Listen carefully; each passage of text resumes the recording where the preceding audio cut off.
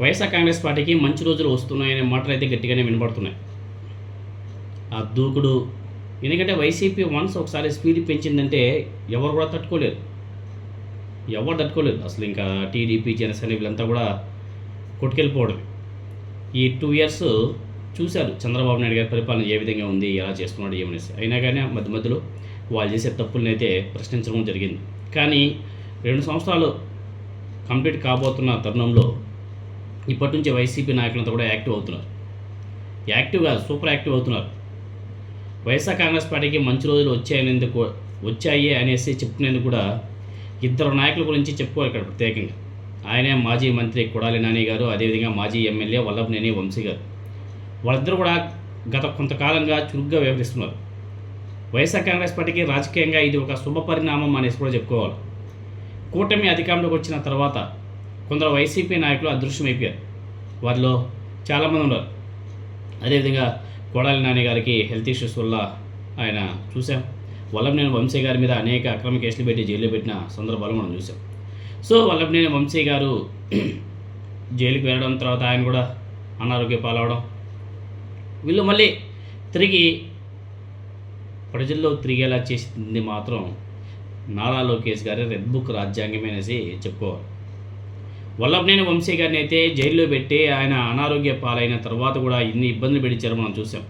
కానీ ఆయన అంత త్వరగా ప్రజల్లోకి తిరిగేలా చేసిన ఘనత మాత్రం నారా లోకేష్ గారి రెడ్ బుక్కి మాత్రమే దక్కుతుంది అనేసి చెప్పుకోవాలి.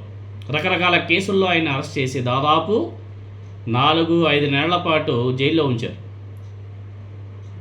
వంశీ గారిలో కేసులు, జైలు భయాన్ని కూటమి ప్రభుత్వం పోగొట్టేసింది. పెట్టుకోండి రవై, ఏమైనా చేసుకోండి రవై అనేసి లెక్కలేనితనం వచ్చేసింది, ఒక ధైర్యం వచ్చేసింది. ఎట్టకేళ్ళకి ఆయన అయితే బెయిల్ మీద బయటకు వచ్చారు. అదేవిధంగా గన్నవరం నియోజకవర్గంలో వంశీ మీద మళ్ళీ ప్రజాదరణ పెరుగుతుంది అన్న భయం కూటమిలో కనిపిస్తుంది. మరోవైపు గన్నవరం ఎమ్మెల్యే యార్లగడ్డ వెంకట్రావు మీద తెలుగుదేశం పార్టీ శ్రేణుల్లోనే తీవ్ర వ్యతిరేకత కనిపిస్తుంది. కొందరు తెలుగుదేశం పార్టీ నాయకులు ప్రెస్ మీట్లు పెట్టి మరీ వెంకట్రావుని విమర్శిస్తున్నారు. గన్నవరం ఎమ్మెల్యే తీరు వల్లభనేని వంశీ గ్రాఫ్ను రోజు రోజుకి పెంచుతుంది అనేసి కూడా తెలుస్తుంది. సో యార్లగడ్డ వెంకట్రావు మీద ప్రజా వ్యతిరేకతను రాజకీయంగా వంశీ గారు తెలివిగా సొమ్ము చేసుకుంటున్నాడన్న వార్తలు కూడా తెలుగుదేశం పార్టీ నాయకుల నుంచే వినబడుతుంది. సో కూటమి ప్రభుత్వం ఏర్పడిన తర్వాత కొంతకాలం ఆయన నియోజకవర్గానికి దూరంగా ఉన్న కేసులు, జైలుకి పంపడం ద్వారా వంశీ గారిలో కసి పెంచింది. ఎందుకంటే ఏం చేయగలరన్న ఆలోచనను ఆయన రేకెత్తించింది మాత్రం ఈ కూటమి ప్రభుత్వం, నారా లోకేష్ గారి రెడ్ బుక్ రాజ్యాంగం. సో నియోజకవర్గంలో ప్రజా సమస్యల మీద ఆయన ప్రశ్నిస్తున్నాడు, అడుగుతున్నాడు, గలమెత్తుతున్నాడు. పార్టీ కార్యకలాపాల్లో చురుగ్గా పాల్గొంటూ రాజకీయంగా పోయిన చోటే వెతుక్కోవాలన్న నానుడు ఏదైతే ఉందో అక్కడే మొదలుపెట్టేశాడు. సో రాజకీయంగా వంశీ గారి పని అయిపోయిందని వెతకారం చేసినటువంటి వాళ్ళే ఈ దఫా మళ్ళీ ఆయనదే గెలుపు అనే మాట్లాడుకునే స్థాయికి వచ్చాయంటే వంశీ గారు ఏ రకంగా పనిచేస్తున్నాడో మీరు అందరూ కూడా అర్థం చేసుకోవచ్చు. అదేవిధంగా మాజీ మంత్రి కొడాలి నాని గారి రాజకీయ జీవితం మీకు అందరికీ తెలిసిందే, తెరిచిన పుస్తకం అంటారు. గుడివాడ నుంచి ఆయన 4 సార్లు ఎమ్మెల్యేగా గెలిచాడు.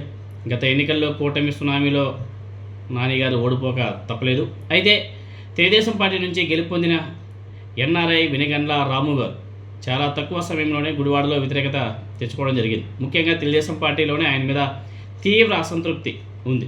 అది ఏ స్థాయిలో ఉందంటే పీక్ స్థాయిలో ఉంది. సో ఎన్నికల ఫలితాలు వచ్చిన తర్వాత గుడివాడకు కొడాలి నాని గారు దాదాపు ఆల్మోస్ట్ అప్పుడప్పుడు వెళ్ళేవాడు, కానీ చాలా వరకు దూరంగానే ఉన్నాడు. అనారోగ్యం కూడా ఒక కారణం. కొడాలి నాని గారి ఆరోగ్య పరిస్థితి ఒక దశలో చాలా ఆందోళనకరంగా ఉండింది. ముంబైకి వెళ్ళి ట్రీట్మెంట్ తీసుకున్నాడు బాబు.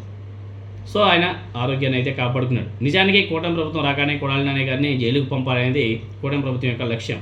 అయితే అది జరగలేదు. న్యాయస్థానంలో కొడాలి నాని గారికి ఓట లభించింది. కూటమి ప్రభుత్వం ఏర్పడి 2 ఏళ్ళు కావడం, మరోవైపు గుడివాడలో తెలుగుదేశం పార్టీ మీద అసంతృప్తి వ్యక్తమవుతున్న తరుణంలో కొడాలి నాని గారు రైట్ టైంలో యాక్టివ్ అయిపోయాడు. మీరు గత కొద్ది రోజుల నుంచి చూస్తుంటే ఆయన ప్రెస్ మీట్లు కూడా చాలా స్పీడ్గా ఉన్నాయి. జగన్మోహన్ రెడ్డి గారితో కీలక సమావేశానికి కొడాలి నాని గారు హాజరయ్యారు. అలాగే గుడివాడలో సర్ మీద అవగాహన సదస్సులో కొడాలి నాని గారు పాల్గొన్నాడు. అంతకుముందు మీడియా సమావేశంలో ఆయన మాట్లాడినటువంటి మాటలు, తండ్రి కొడుకుల మీద విమర్శలు, ఇవన్నీ కూడా వైసీపీకి రాజకీయంగా లభించే విషయాలు.